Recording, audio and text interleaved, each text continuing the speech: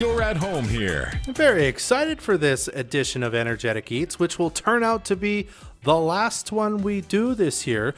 So today I'm joined by Lorna from Penner's Patch. She sells preserves, jams, jellies, pickles, all sorts of things. Also, you're an artist, and well, we're going to focus on the food side of kind of your personality today. So welcome to Energetic Eats. Thanks for joining me, Lorna. Well, thank you so much for inviting me. It's wonderful. Yeah, and we'll talk more about it later, but actually you're going to be at the Wise Men's Market this Saturday, which is kind of the last market of the year for kind of local home-based businesses, so we're very excited to have you on to chat up kind of what your products are. As I said, you kind of do preserves. You make jams and jellies and that sort of thing. Can you tell me a bit about how you got into that? What kind of brought you to the process of making jam? Well, I think I grew up my whole life with my family, my mother, my grandmother, my great-grandmother. They all canned, more for a necessity of keeping things. And myself, I just love growing things as well. And, you can only do so much. And then the creative side is like, okay, wow, what could I do with that? And, and it just goes from there. I see. Through traveling. Sorry. Sure.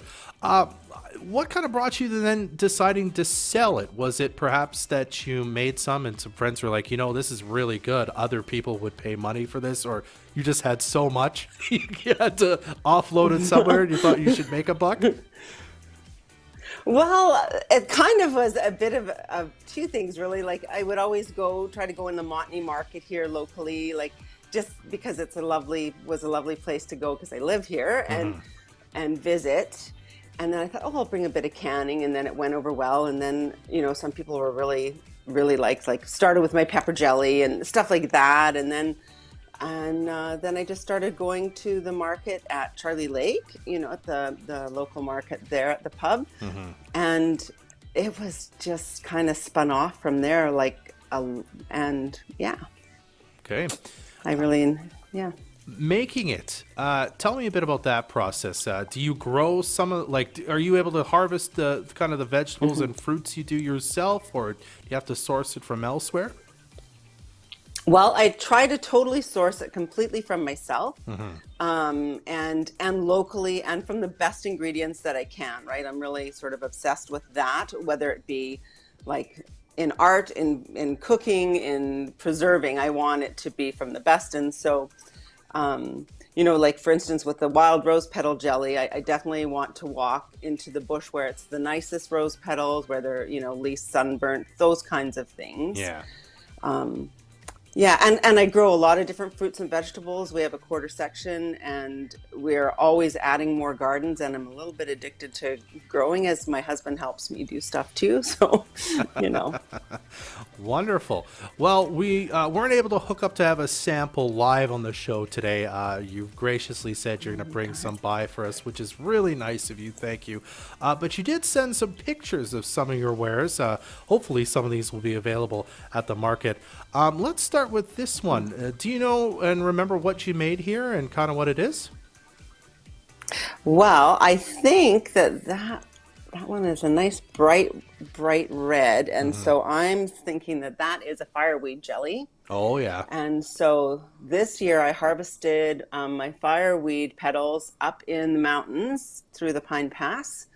And I went with my dad. He's like 83, and we hiked up into this valley. And I mean, I could have got them here too, because lots of times I do, but we were there and it was so beautiful. And yeah, so we picked those blossoms, and then I brought them home. Well, I have to admit, recovering city boy here. Tell me a bit, for people who don't know, what's fireweed? I've never heard of it before. Well, a fireweed is a plant that grows naturally in our area here. It definitely grows after, there's been a fire and stuff. You'll see fireweed everywhere, like now up the highway where the fires were a few years back in the early spring, early summer. I guess early summer more.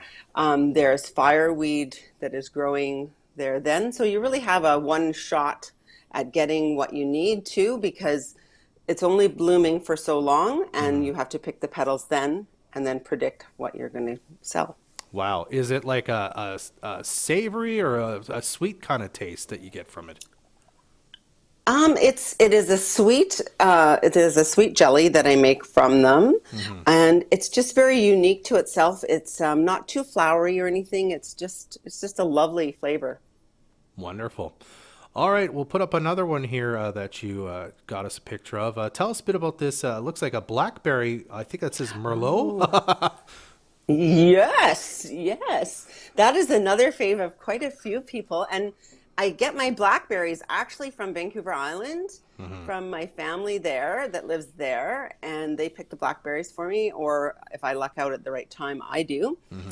And then we get them and make it with this lovely Merlot wine. And that's all it is. It's just strictly Merlot wine, some blackberries, and sugar, and just loveliness that goes yummy yum. I'll say that sounds delicious. You've got a rhubarb gin jam as well. There's the theme of alcohol, I have to say. I know. I feel like, ooh, maybe I'm a little bit like, woo doo doo, but Yeah, tell me a bit about that you one. know. Well, that one it was inspired. I was on a printmaking trip in Cambridge in the UK, and I was traveling there, and everywhere we went, there was gin, Hmm. and then they had this lovely gin with rhubarb in it, and I was like, oh my gosh, it's like so good. And so when I came home, I was like, I need to do an homage to that Hmm. trip, to that, experience, and so it's all kind of connected. Absolutely. Yeah. And I saved this one for last because, of course, 'tis the season, but this is a Christmas jam you've made. Tell us a bit about that.